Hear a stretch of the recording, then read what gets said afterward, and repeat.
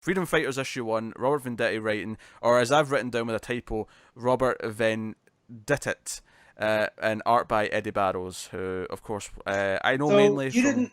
some Detective Comics. Yeah. That's not a typo. That's just his name on Earth X. Oh, is it? So yeah, Venditti. this Yes, is a okay. this is a documentary from Earth X. So Sure. So this starts off with flashbacks to the original freedom fighters all being wiped out by Nazis. Um, I mean, yeah, you say it starts off. It's like 3/4 of the issue. yeah, oh, sure. I guess just in the sense that, like, when I think of this book, I think of that as the prelude to the main story, because that's where it really starts, is after that. Well, see, this is the thing. I agree in terms of the book as a whole, as the story, the 12-issue story. I agree, but in terms of this issue, I feel like it's dominated by that prelude section. I feel that's the main bulk of the issue. Well, I don't necessarily disagree with that. I'm just summing up the thing, Connor. yeah. So I'm summing it I up. just feel like You ginger shit. damn it. So I just feel like I got done with this book and I was like, oh, okay, that's it. Like, because it felt like it was just getting going. Like Pete was kind of hinting at. Yeah, like, well, the first good part of it is setting up the original freedom fighters, but where it leaves off, it's a nice jump. As someone who's not that familiar with these characters, right? I actually kind of appreciate that it killed them all off halfway through and said, no, we're starting from scratch again, but we're going to introduce you to all these new versions, and that's what the book's going to be.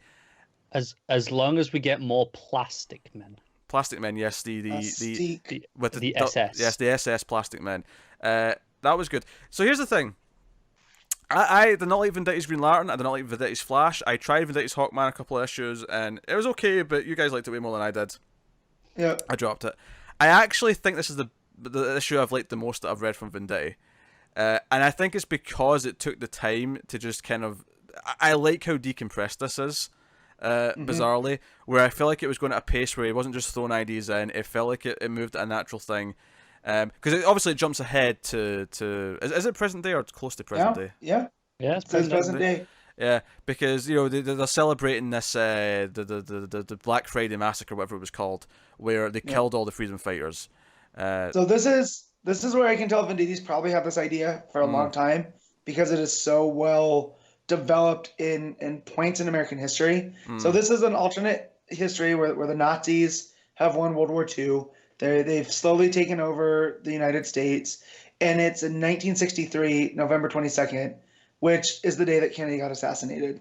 So it's still a black day in history, but this is a day where it seemed like the not the freedom fighters team, but like the last bastion of freedom died, and the Nazis were able to get their. It's like they kind of put on this. That's the day that America properly. Yeah. Exactly. So what's funny is that I went into this not expecting to like it because it was Venditti. And I came out being like, you know what, that wasn't bad. I'll try issue 2. I came out feeling kind of positive. So as we all know how I feel about these, Nazis are the best villains because they're so easy to hate. Like, go check out our Overlord review. I feel that for a lot.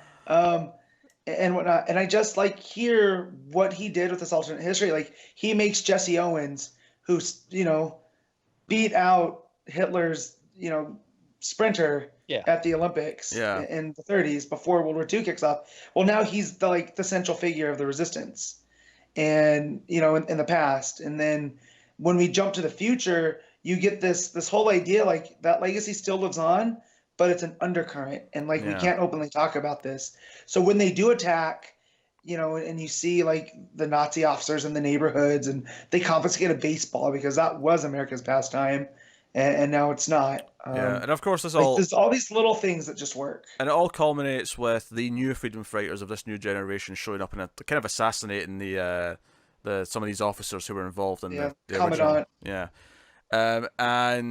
So we get these new versions, and it's like, oh, here we are. It's not Doll Man, it's Doll Woman.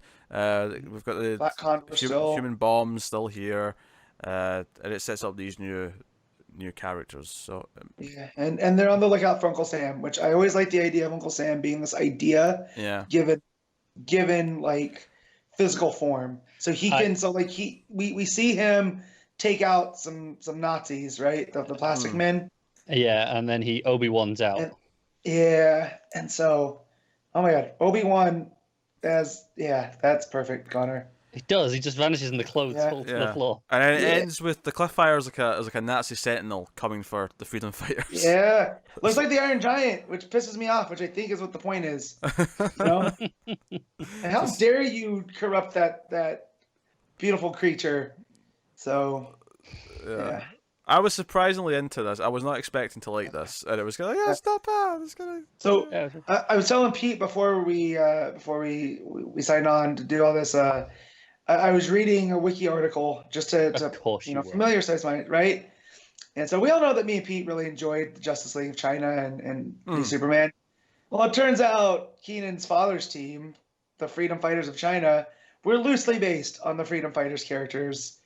So the Human Bomb, he was a human firecracker, and straight on up, which never would have realized. Which is again, I thought the Human Bomb is really interesting as a power. It's like, okay, you touch something, it explodes. Yeah. It's because at one point when they're being attacked in the past, it's because the plastic men are trying to like touch his arms together. He's like, no, if my hands touch, I'm going to blow up. That's what's going to happen.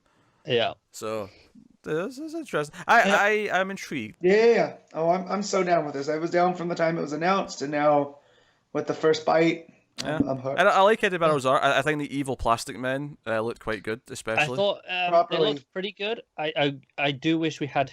I think Barrows is good, and especially for the present day stuff, where it's a little bit more colorful. It's not doing here's the '60s look. I think he's great for that. I would have loved a different artist to really lean into the horror even more of those plastic men. Yeah, sure. Early on, I mean the good.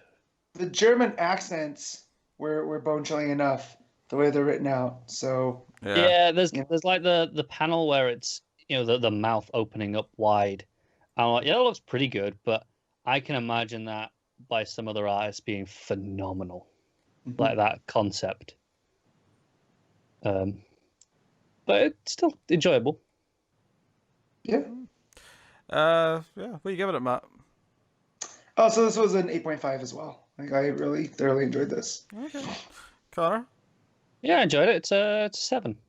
Yeah, I'm going with a 7. Which was more than I was expecting. I was expecting not to like this. But hey, sometimes you try things you might not like because sometimes they'll surprise you. It was okay. I mean, maybe I'll go downhill. Maybe I'll just not like issue 2 and it'll just quickly fizzle out for me. But issue 1 wasn't bad. I'm kind of into it. I'm kind of into the resistance and fighting the Nazis. Let's do it.